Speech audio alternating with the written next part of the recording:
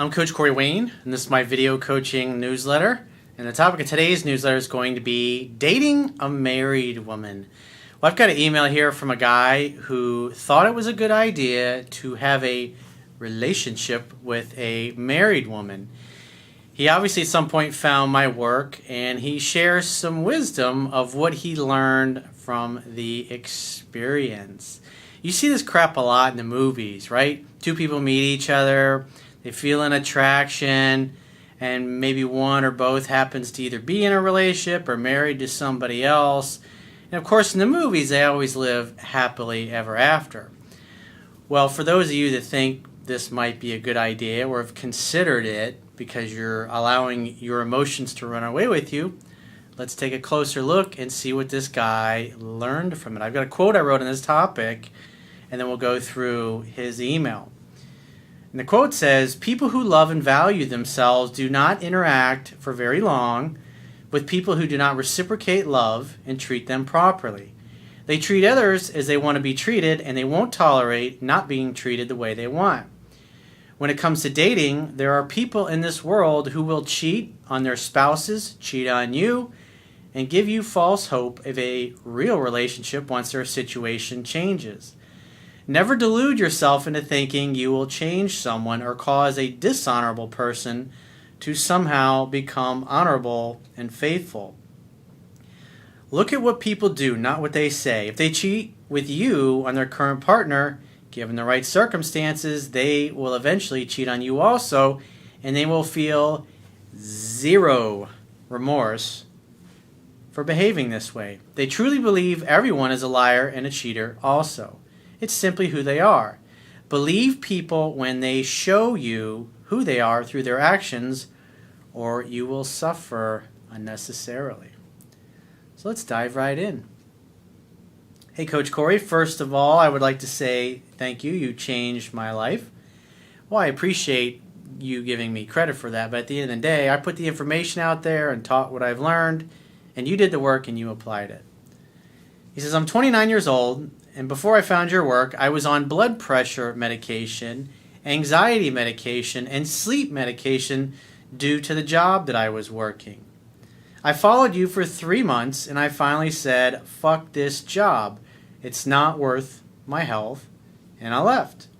Well, for those of you that are in a situation where you hate your fucking job and you want to get something better, if you Google Corey Wayne or Google Understanding Relationships and then put in the title, How to Get Any Job You Want, I've written a couple different articles on it. The other one I wrote was How to Ensure Your Resume Gets You Hired, and also How to Get a Job in a Bad Economy.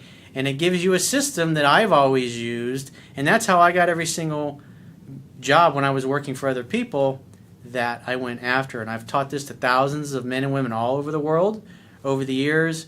And if you follow that system, you eventually will get a great job. Because think about it, most of your time is going to be spent in your career or your job or in your business. And if you're not enjoying what you're doing and you're hating, I mean, look at this guy. He's on 3 different fucking medications just to help him cope with how bad things were. So he continues, "So I'd love to thank you for that because it led me to a job that I love." When you love what you're doing and you get up every day excited about it, you're happier, you smile more, you tend to take better care of yourself, you tend to hang out with other people who are like-minded and happy, and meeting other like-minded people, especially those of the opposite sex that you'd like to date, just becomes a natural side effect of that. It's not about running around chasing after somebody.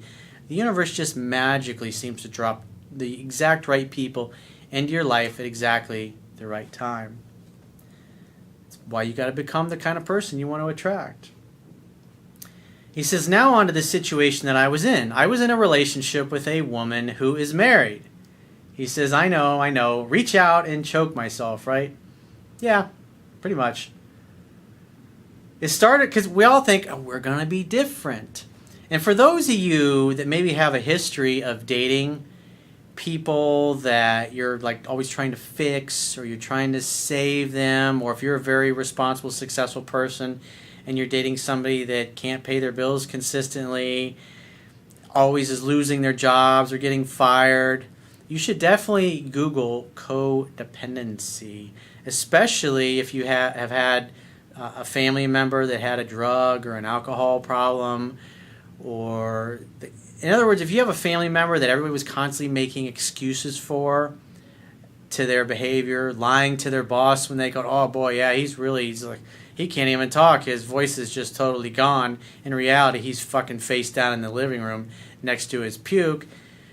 When you grow up and you come from a family that you are used to covering for other people, when you meet somebody else you like, you tend to project your fantasy of the way you think they should be onto them, and then you ignore the reality. And so for those of you that might be watching this and you keep dating people that you're always trying to fix or save or help, and it really they never seem to get any better, they never seem to make the right choices, it would definitely behoove you to Google that, Google codependency, and look it up. Maybe go talk to a therapist about it, because it can really help you out.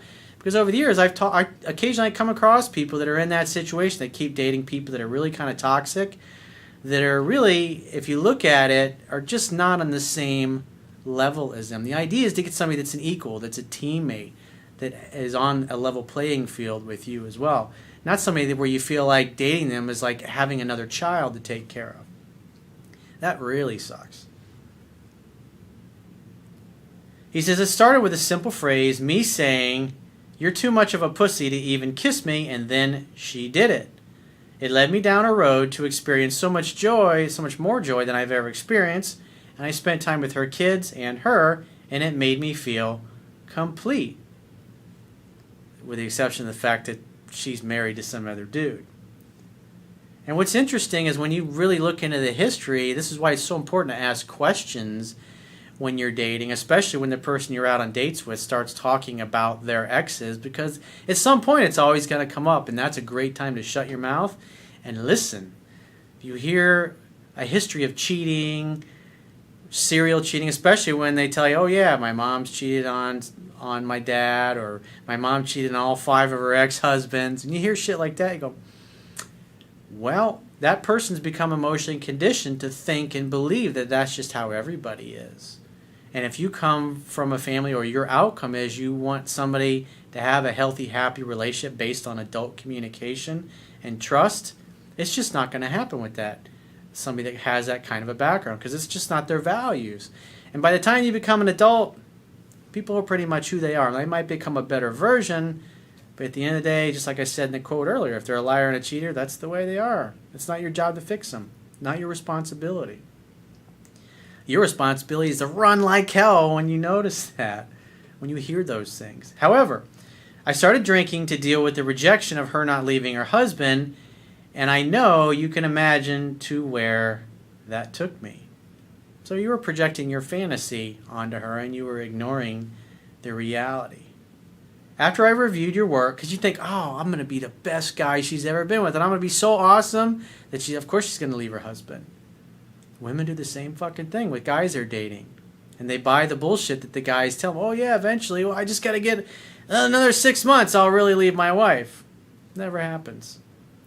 After I reviewed your work, I read your book multiple times, among others, and I realized how much of a dick I had become and how much I could improve. From a man's perspective, these are the following things that I have found when dating a married woman. So he's got 5 little nuggets of wisdom for those of you that are in this situation, or maybe have been in this situation, or are thinking about getting in this situation. Number 1, she will ride your ass like no tomorrow and drain you dry. Well, at least you're having good sex. Number 2, she will never leave him no matter how great you are, especially if they have kids. Maybe 1 out of 100 does. But women that behave this way, they're just getting their needs met somewhere else, and she doesn't feel any remorse for fucking around on her husband. She ain't going to leave him, though. Number 3, she will make you feel guilty because you are the reason she is taking the kids away from their father, playing the victim. It's all your fault. It kind of is your fault because you keep sticking around hoping things are going to change. So what she's really communicating is, I'm not leaving my husband, but we can keep hanging out, having fun, and hooking up. Number 4, she will rationalize why she can't leave using the kids as a reason why. Number 5, no amount of you being at your best will ever make her leave. Well, a man who values and loves and respects himself is, number 1, not going to get involved in these situations because he's going to want a woman who can give him his undivided attention. He's not going to want to wait around on a relationship that may or may not end before he can have what he really wants. He's just going to focus on his outcome and keep meeting and dating until he finds somebody that has the same goals and values. No amount of you being at your best will make her leave, and she will always give you excuses as to why she can't. Men do this to women all the time who are married and are cheating on their wives. Oh, she's just got to get finished with her therapy, and I got to get her on more stable ground, and then I'll finally drop the bomb on her, and then you and I can live happily ever after. 1 year, 2 years. I mean, I've talked to so many women over the years that are in that, have been in that situation, and the guy, same thing, guy doesn't leave. Basically, she is too weak to. That is so true. Because if she had any kind of honor or any kind of integrity, and she had any real kind of inner strength, she'd be like, fuck this, I'm not happy, I'm leaving. I've given him every chance to fix things or communicate and meet my needs, and he won't. Women who have their shit together will leave an unhappy relationship. Women that are weak will stay in them, and they'll have a boyfriend or 2 or 3 on the side. So he continues on, you've changed my life for the better. Well, at the end of the day, you did the work, my friend. But kudos to you for finally recognizing, you know what, this shit ain't going to go anywhere. Because in order for somebody to come into your life, you got to create a space for them. And when you're hanging out with a married woman, there's no space for somebody to come in and meet the outcome that you're seeking to achieve in your personal life. I share this message with you as a man to share with other men and women the way we fool ourselves into believing we could be different, as you always say, but the situation remains the same. Men, seriously, if you're dating a married woman, take it from me, get the fuck out when you can, because you will never change her mind. It's a good piece of advice. Coach Corey, I appreciate the gift you've given me as a complete man with confidence and reassurance that I only could have learned from your work. I wish you prosperity, love, and joy, and all that life can bring. Feel free to, if you wish, to share this message in a video to help others. Well, you know what? Over the years and decades, or eternity, you think about it, at this point, going forward in human history, people 1,000 years from now will probably be watching this fucking video. Isn't that bizarre to think about that? So if you'd like to get my help personally, you can go to my website, click the products tab at the top of your screen, and book a phone coaching session or Skype audio coaching session with yours truly. And I will talk to you soon.